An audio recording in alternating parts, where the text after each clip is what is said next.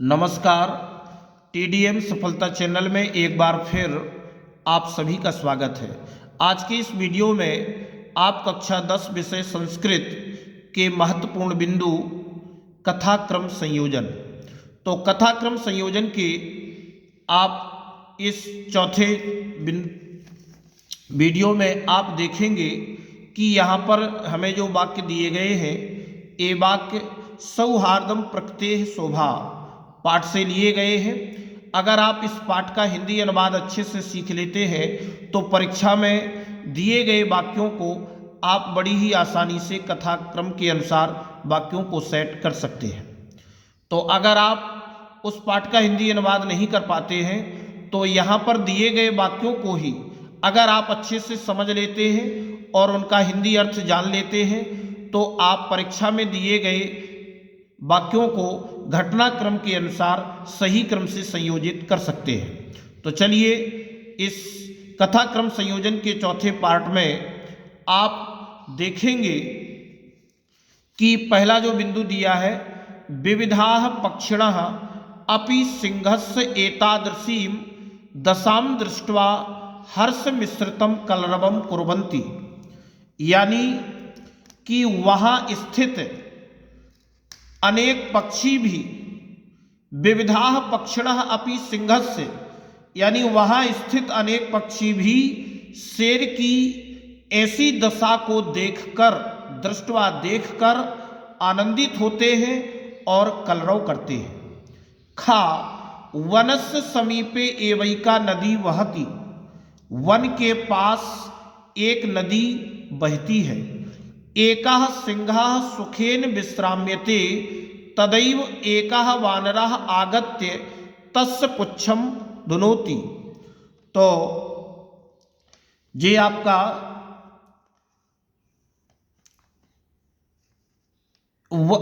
एकः सिंहः सुखेन विश्राम्यते, एकः सिंहः, एक शेर सो रहा होता है, तभी एक बंदर आता है और उसकी पूंछ खींचता है। क्रुद्धः सिंहः इतस्ततः धावति गर्जति परम किमपि कर्तुम असमर्थः एव तिष्ठति, यानी कि क्रोधित शेर, क्रुद्धः सिंहः, क्रोधित शेर इधर उधर दौड़ता है और कुछ भी, क्रोधित शेर इधर उधर दौड़ता है, गरजता है, परंतु वह कुछ भी नहीं कर पाता है।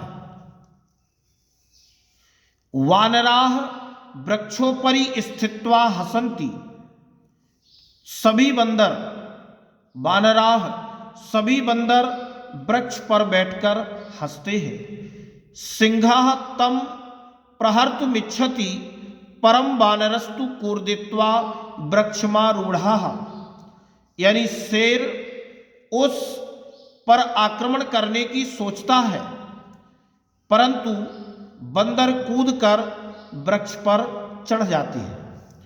एवमेव वानराः वारं वारं सिंहं तुदन्ति, यानी इसी प्रकार अनेक बंदर बार बार शेर को परेशान करते हैं।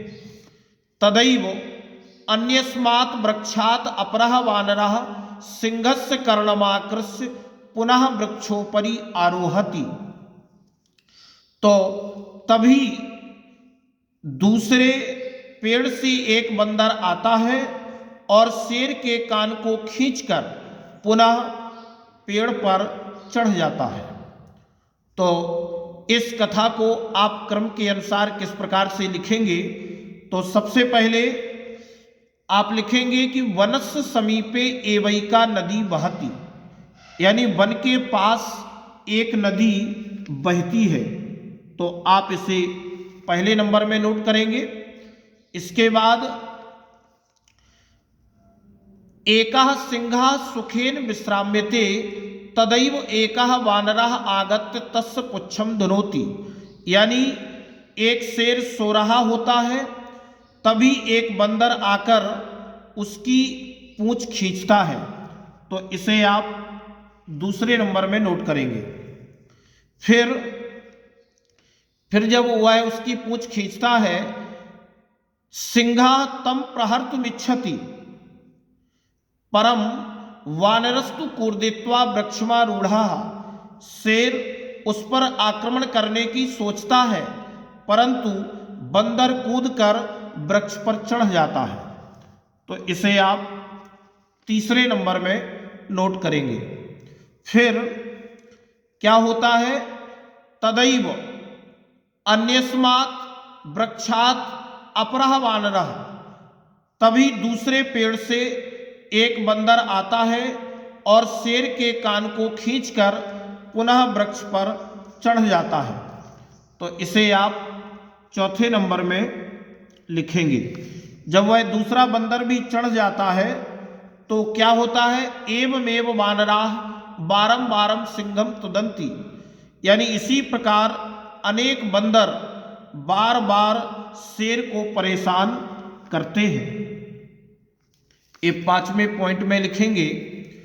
इसके बाद जब वह बार बार शेर को परेशान करते हैं तो क्रुद्धा सिंहा इतस्ततः धावति, क्रोधित शेर इधर उधर दौड़ता है, गर्जति गरजता है, परम किमपि कर्तुम असमर्थः एव तिष्ठति, परंतु कुछ भी कर नहीं पाता है। तो इसे छठवें नंबर में नोट करेंगे। इसके बाद फिर वानराः वृक्षोपरि स्थित्वा हसन्ति, सभी बंदर वृक्ष पर बैठकर के हंसते हैं। और अंत में विविधाः पक्षिणः अपि सिंहस्य एतादृशीं दशां दृष्ट्वा हर्ष मिश्रितं कलरवं कुर्वन्ति, यानी वहाँ स्थित अनेक पक्षी भी शेर की ऐसी दशा को देखकर आनंदित होते हैं और कलरव करते हैं। इसको अपन 8वें नंबर में लिखेंगे। तो इस प्रकार से ये कथाक्रम संयोजन अगर आप अच्छे से सीख लेते हैं, तैयार कर लेते हैं, तो परीक्षा में आप आसानी से नोट कर पाएंगे। अगर आपको ये वीडियो अच्छा लगा हो तो वीडियो के लिए कमेंट और शेयर अवश्य करें। धन्यवाद।